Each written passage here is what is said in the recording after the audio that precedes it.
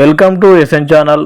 కేంద్ర ప్రభుత్వ ఉద్యోగులకు జీపీఎఫ్ వడ్డీపై క్లారిటీ ఇచ్చింది కేంద్ర ప్రభుత్వం. జనరల్ ప్రావిడెంట్ ఫండ్లో చేరిన ప్రభుత్వ ఉద్యోగులకు శుభవార్త. 2022-23 ఆర్థిక సంవత్సరానికి గాను జనరల్ ప్రావిడెంట్ ఫండ్కు 5 లక్షల మించి కాంట్రిబ్యూట్ చేసిన ప్రభుత్వ ఉద్యోగులకు వడ్డీ పేమెంట్ నిబంధనలపై క్లారిటీ ఇచ్చింది. Department of pension and pensioners welfare contribution 5 లక్షలు దాటిన క్రమంలో వడ్డీ పేమెంట్స్ ఉండవన్న ఊహాగాన నేపథ్యంలో క్లారిటీ ఇచ్చింది. జీపీఎఫ్ లేదా జనరల్ ప్రావిడెంట్ ఫండ్ అనేది ఒక రకమైన పబ్లిక్ ప్రావిడెంట్ ఫండ్ అకౌంట్. ఇది కేవలం భారత ప్రభుత్వ ఉద్యోగులకు మాత్రమే అందుబాటులో ఉంటుంది. ప్రభుత్వ ఉద్యోగులందరూ జీపీఎస్ అకౌంట్ తెరవడం ద్వారా జనరల్ ప్రావిడెంట్ ఫండ్కు తమ శాలరీ నుంచి కొంత భాగాన్ని కాంట్రిబ్యూట్ చేసేందుకు అర్హులు. సర్వీస్ కాలంలో జీపీఎఫ్ అకౌంట్లో జమ చేసిన మొత్తం రిటైర్మెంట్ తర్వాత ఒకేసారి పెద్ద మొత్తంలో చేతికి అందుతుంది.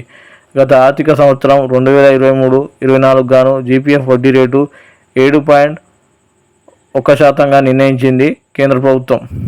జీపీఎఫ్లో కాంట్రిబ్యూషన్ 5 లక్షలు దాటినప్పుడు వడ్డీ వస్తుందా లేదా అన్న అంశంపై క్లారిటీ ఇస్తూ మే 2, 2024 రోజున ఆఫీసు మెమోరాండం జారీ చేసింది department of pension and pensioner welfares. ఈ విషయంపై మరోసారి సమీక్షించామని కేంద్ర ఆర్థిక మంత్రిత్వ శాఖతో సంప్రదించినట్టు తెలిపింది. ఈ క్రమంలో జీపీఎఫ్ కాంట్రిబ్యూషన్ 5 లక్షలు దాటినప్పటికీ వడ్డీ పేమెంట్ చేయాలని నిర్ణయించినట్టు తెలిపింది. అయితే అది ఆదాయ పన్నుకు అనుగుణంగా ఉంటుందని తెలిపింది.